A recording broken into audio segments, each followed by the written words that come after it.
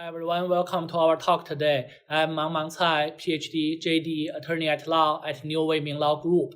So today my topic is what's next after I-485. We recorded this video in response to some questions raised by our clients. Some applicants ask us, in the beginning they will ask how long it will take to get my green card, what are the steps? And then in the middle, when there I-485 adjustment of status, the application has already been filed, we often receive the inquiry questions, ask, okay, so now my I-485 is submitted, what's the next? What will come next? When can I expect to receive my green card? So here are the answers, okay? So after you submit 485, first 1 month later, or give or take, you will receive some notice from the USCIS for biometrics. Mostly it's fingerprinting. So the notice will tell you where to go to get your fingerprinting done. And if for whatever reason you cannot attend the appointment, that's okay. You can contact the USCIS to reschedule. How to reschedule? Well, the information is on the notice itself. So that's the first thing that usually happens after you submit 485. Of course, you will also receive your receipt. That usually happens 1 to 2 weeks after submission.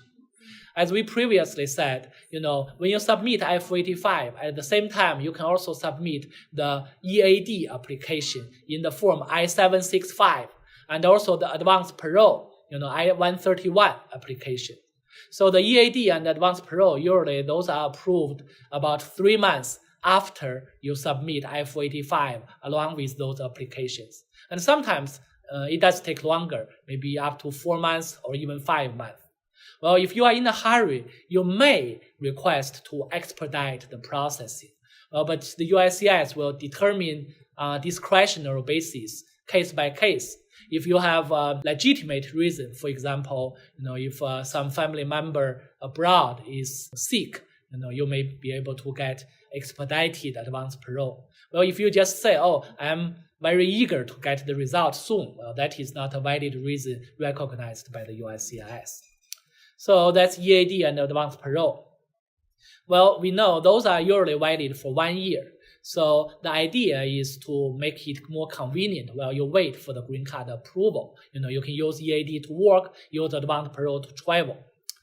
But what if the 1 year is almost up and your 485 is still not approved? Well, you can apply for a renewal, and the USCIS does not charge a separate fee for that renewal. Also, as we know, these days, before the approval of your green card, almost all applicants will need to go through an interview process. Okay, we have a separate video where I shared the experience. The interview, of course, will be held at the USCIS field office. And in addition to that, the USCIS office may also issue a request for evidence, RFE. It could be maybe to verify your medical record or ask for an additional new medical exam. Or it can be to verify that you still stay in your same field of specialty when your I-140 is approved. Or it can be something else. For example, when you changed job, well, you are supposed to submit the supplemental J form, which we have a separate video discuss that. And also when you move, you can submit AR11 form to report your new address. And after all that, especially after the interview, if your case is ready for approval, it can be approved.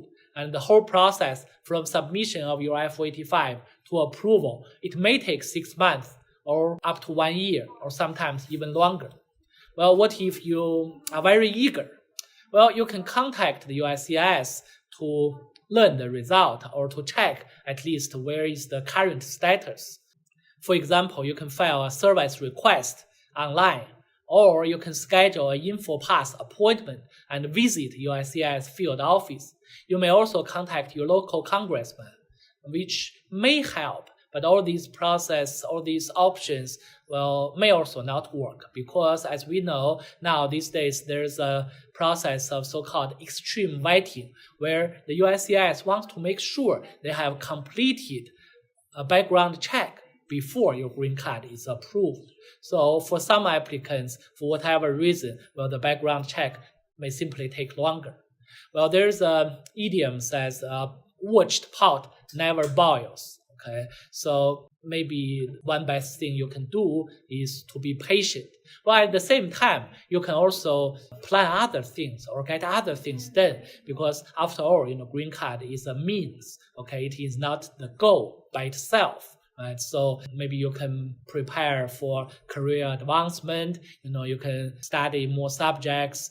For better employment, better career development after green card. Well, in addition, you can also check your status or chat with USCIS representative on their website, on the official uscis.gov website.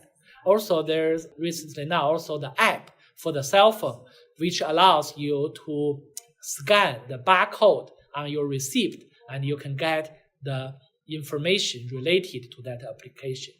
So overall, that's what's the next you can expect to happen after you submit the I-485 application.